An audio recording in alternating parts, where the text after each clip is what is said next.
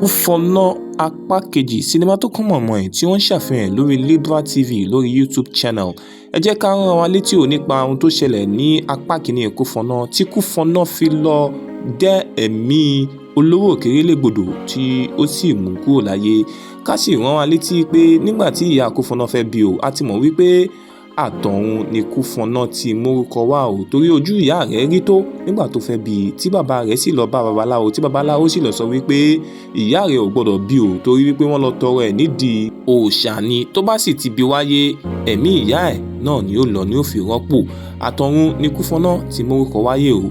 Níbí kódà gbogbo àwọn tó bá ń pe orí KUFONNA níbi orí ara wọn ni wọ́n fi ń gbé o, torí wọ́n ní tájà bá jìn orí ara ẹ̀ ní fi gbé e.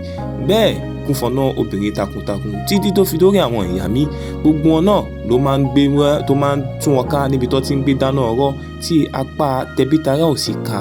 Kódà kò sí àṣàsí àbí èpè kan tó ràn KUFONNA wò, torí gbogbo ẹ̀ bí ìgbà tí wọ́n yín gbá sẹ́yìn àgbàdo ni.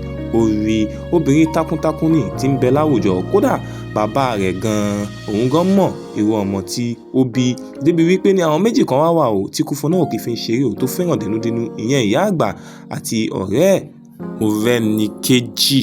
Kódà ìyá rẹ̀ máa ń ní KUFONNA mọ́kọ wálé kó lọ́kọ, á ní ìyá mi ní nǹkan tó fẹ́ kọkùnrin ṣe. Ọ̀rẹ́ ẹ̀ Mọ́rẹ́níkẹ́jì ìyẹn ni máa ń kọ níwèé tó sì máa ń kọ léèbù bó ṣe ń sọ ìbò. Arákùnrin kan wà tó jẹ́ olówó òkèrè tó jẹ́ ẹni tó máa ń yáyàn ní owó èlé, tó bá sì yáyàn lówó èlé tán tipa náà ni ó fi gba gbogbo ohun tó ń tẹ àwọn onítọ̀hún fi dúró o, tí ó rí pé òun jogún ẹ̀. Ọlọ́run wá ṣe Mọ́rẹ́níkẹ́jì ó gba scholarship, ó fẹ́ lọ sí òkè òkun láti lọ kàwé.